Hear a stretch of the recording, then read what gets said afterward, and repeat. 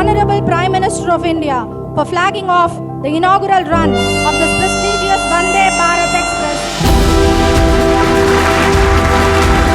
आत्मनिर्भर भारत के संकल्प के साथ हम नेक्स्ट जनरेशन इंफ्रास्ट्रक्चर और मल्टी मॉडल कनेक्टिविटी अगले 25 वर्षों के भारत की बुनियाद रच रहे हैं।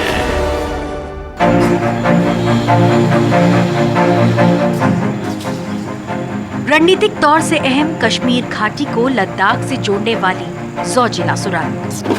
कश्मीर के सोनमर्ग में सुरंग का काम सर्दी के मौसम में भी चलता रहा।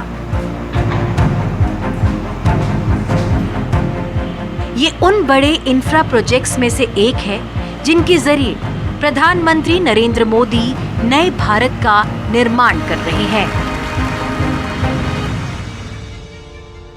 We have set aside a record amount of rupees 10 lakh crore for investment in infrastructure. This is 5 times more than that of 2014.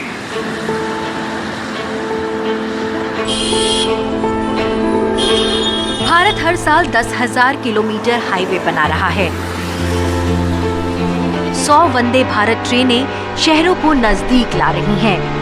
अगले 24 महीनों में दुनिया की दूसरी सबसे बड़ी मेट्रो प्रणाली तैयार हो जाएगी। ढुलाई के लिए 6 नए गलियारे कारोबार के साथ ही यात्रियों के लिए भी सहूलियत लाएंगे। कश्मीर से कन्याकुमारी तक भारत का इंफ्रा जिस रफ्तार से बन रहा है वैसा पहले नहीं दिखा।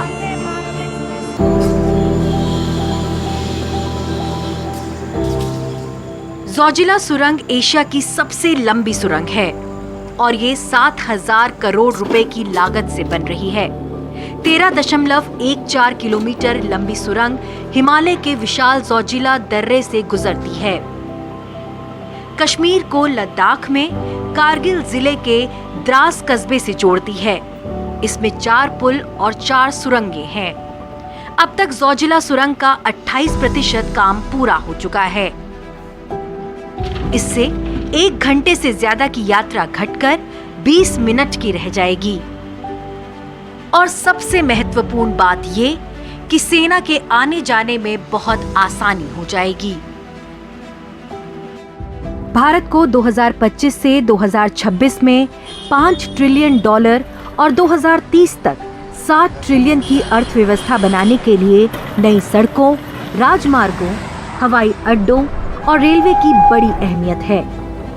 ट्रांसपोर्ट इंफ्रा की ये शक्ति शायद उभरते हुए मध्यम वर्ग को सबसे ज्यादा आकर्षित करती है और इसे प्रधानमंत्री के प्रशासन की खासियत के तौर पर भी देखा जाता है। हम लोगों ने 3 करोड़ घर दिए लोगों को, वो बहुत ही महत्वपूर्ण है। और 3 करोड़ घर मतलब कि पूरी ऑस्ट्रेलिया की पॉपुलेशन को घर दिए। आप 110 मिलियन हम लोगों ने टॉयलेट्स दिए, उसका मतलब है 11 करोड़ टॉयलेट्स दिए। मतलब पूरे हम लोगों ने जितनी जनसंख्या जर्मनी की है सबको टॉयलेट्स दिए। हमने 243 मिलियन मतलब करीब 25 करोड़ लोगों को पाइप्ड वाटर दिया भारत सरकार ने। उसका मतलब ये है कि आपने पूरे ब्राज़ील को पानी दिया और 55,000 किलोमीटर आपने सड़क बनाई। मतलब दुनिया का जो डायमीटर है उसका 1.5 गुना आपने सड़क बना दी। तो ये बहुत महत्वपूर्ण चीज़ें हुई हैं। भारत हर साल 10,000 किलोमीटर के राजमार्ग बना रहा है। ग्रामीण सड़क नेटवर्क की लंबाई इस साल 7,29,000 किलोमीटर पहुंच गई है। पिछले 8 साल में 50,000 किलोमीटर राष्ट्रीय राजमार्ग बना है, जो कि उससे पहले के 8 साल से 2 गुना ज्यादा है। और दिल्ली डिकंजेशन का एक प्लान हमारे विभाग की ओर से हमने तैयार किया था और उसमें हमने कुछ काम जो किए थे टोटल, हम उसमें 65,000 करोड़ के काम कर रहे हैं और उसमें करीब 25,000 करोड़ के काम हमने पूरे किए हैं। 33,000 करोड़ रुपए के काम प्रोग्रेस में है। इस साल के बजट में सड़कों और रेलवे को केंद्र सरकार के पूंजी खर्च का लगभग 11% हिस्सा मिला है, जो 2014 से 2015 में 2.75% था। 2014 से पहले सालाना करीब 600 किलोमीटर रेलवे लाइन का विद्युतीकरण हुआ था और अब उसकी रफ्तार 4,000 किलोमीटर प्रति वर्ष है। Sometimes people from Delhi or other parts of India do not appreciate the psychological impact something like having a railway station for the first time in my state after independence, or having an airport for the first time in my state, how psychologically important it has been in terms of mainstreaming the Northeast, the perception wise. And as everyone is aware, the PM has had a focus on connectivity in the Northeast. So far as the connectivity is concerned, the most visible one is roads and highways. And you can see the multiplier effects of it. They have been studied also. Wherever the road development or the highway development has happened, you can see the hinterland growing. 2024 से पहले देश के कोने कोने को जोड़ती 100 वंदे भारत ट्रेनें।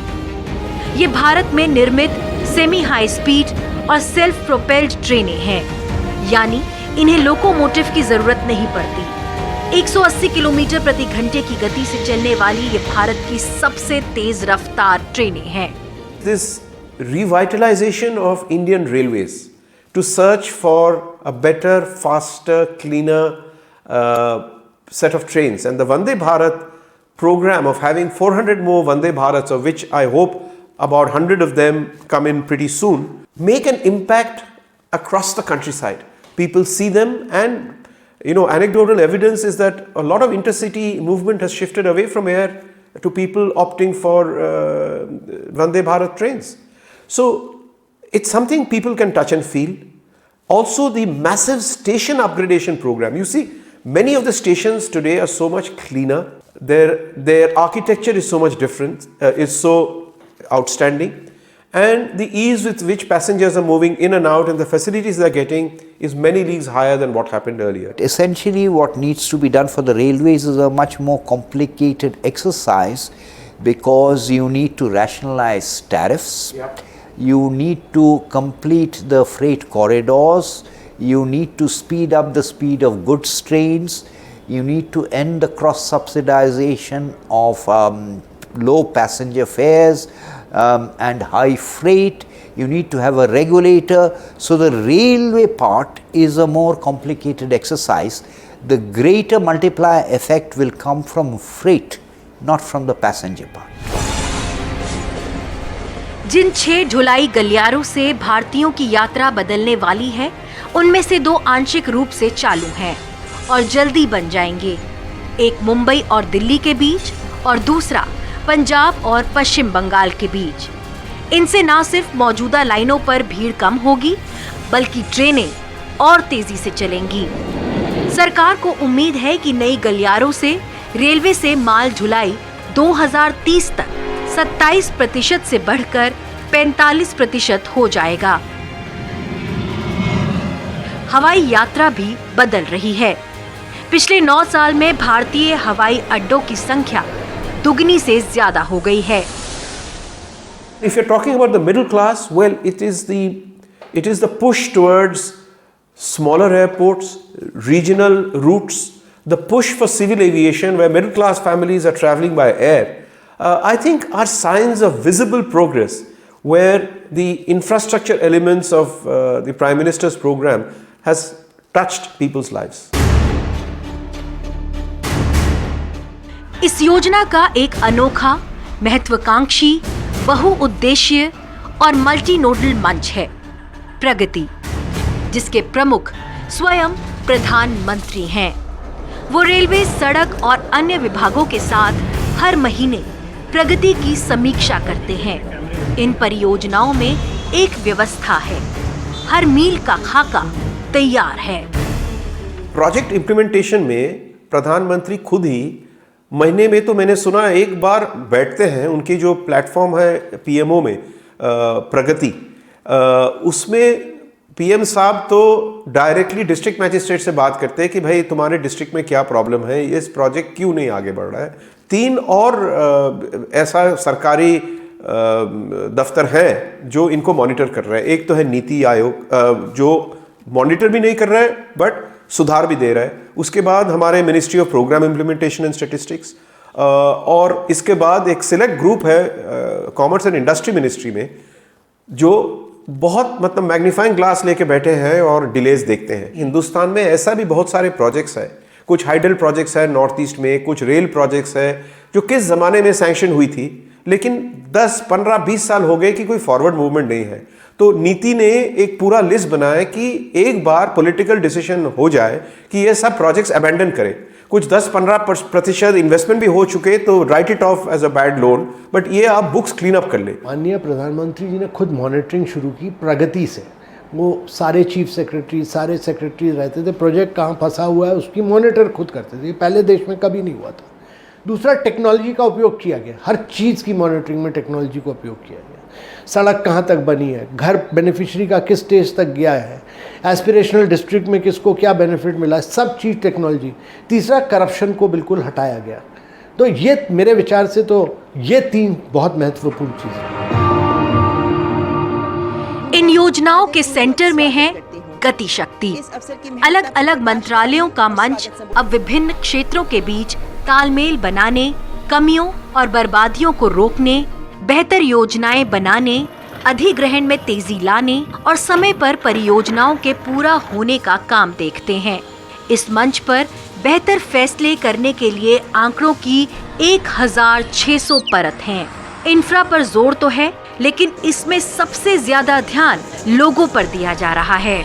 उन लोगों पर जिनके जीवन में बाधा पहुंची हो। सबसे ज्यादा अहमियत उनके पुनर्वास पर है। जो इंग्लिश में कहते हैं रीसेटलमेंट एंड रिहैबिलिटेशन, कि आप मान लीजिए कि एक हाइड्रो इलेक्ट्रिक प्रोजेक्ट की लेक बन रहा है और उसमें 2-3 गांव पानी में सबमर्ज हो रहा है। उनके लिए बहुत क्लियर तरीके हैं कि ये सारे आदमियों जिसकी घर, जिसका बसती पानी में डूब जाएगा या और दूसरे तरीके से इम्पैक्ट होगा, उनके लिए क्या सुव्यवस्था हो सके कि उनको रीसेटल करे। ये पॉलिसीज बड़े लेट डाउन है। तो the scope for NGO type agitation जो पहले होते थे सरदार सरोवर डैम के टाइम, और आजकल बहुत कम हो गया क्योंकि बहुत क्लियर कट पॉलिसीज है और सरकार ये फॉलो करते हैं। और लाइवलीहुड्स का बात करें तो एक तो रीसेटलमेंट एंड रिहैबिलिटेशन पॉलिसी में लाइवलीहुड्स का इंतजाम है, बट इसके अलावा जब नया प्रोजेक्ट आते हैं इसमें से तो नया नौकरी मतलब खड़े हो जाते। सरकार के सामने एक चुनौती थी, दुर्गम और नाजुक क्षेत्रों में विकास परियोजनाओं को ले जाना। दरकते हुए पहाड़ों पर सुरक्षित रास्ते कैसे बनाए जाएं? सरकार की एक अहम परियोजना थी 889 किलोमीटर की 4 धाम परियोजना का निर्माण, जिससे श्रद्धालु भारत के सबसे ऊंचे क्षेत्रों में बने गंगोत्री, यमुनोत्री, केदारनाथ और बद्रीनाथ के मंदिरों तक आसानी से जा सकें। इस परियोजना से यात्रा का समय 40% तक कम हो जाएगा।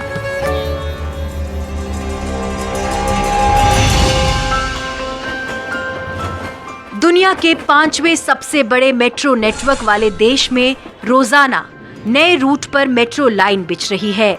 प्रधानमंत्री मोदी ने हाल में वाटर मेट्रो की शुरुआत की। एक अनोखी शहरी मास ट्रांजिट सिस्टम की कोच्चि में शुरुआत हुई, जो किसी आम मेट्रो सिस्टम जैसा ही सुगम है। कोच्चि वाटर मेट्रो का जो प्रोजेक्ट है वो भी मेड इन इंडिया है, यूनिक है। इंफ्रा क्षेत्र की इस सफलता के कई कारण रहे हैं। भारत की बिजली पैदा करने की क्षमता में 22% की बढ़त हुई है, जबकि अक्षय ऊर्जा की क्षमता पिछले 5 साल में 2 गुनी हो गई है। इंटरनेट कनेक्टिविटी और डिजिटल भुगतान भी पिछले 5 साल में कई गुना बढ़े हैं। लेकिन अभी और बहुत कुछ करने की जरूरत है। विश्व बैंक की नई रिपोर्ट में अनुमान लगाया गया है कि तेजी से बढ़ती हुई शहरी आबादी की जरूरतें पूरी करने के लिए भारत को अपने शहरी इंफ्रा में अगले 15 साल के दौरान 840 अरब डॉलर का निवेश करना होगा। 2036 तक 60 करोड़ लोग यानी भारतीय आबादी का 40% हिस्सा शहरों में रह रहा होगा, जिससे शहरी सुविधाओं पर बहुत दबाव बढ़ेगा। India's standing in geopolitics has gone up by many notches.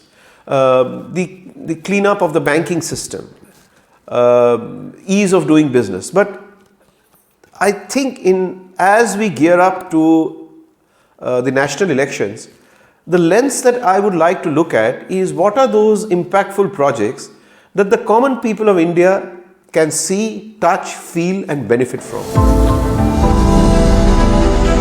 Bharat की इंफ्रा स्टोरी पिछले 9 साल की सबसे कामयाब कहानियों में से एक है। इतने बड़े पैमाने पर इतनी तेजी से काम नए मापदंड स्थापित कर रहा है। देश में नई नई चीजें बन रही हैं, लेकिन सरकार को ये रफ्तार बनाए रखनी है ताकि विकास के साथ साथ निवेश भी होता रहे और जनता को लाभ भी मिलता रहे।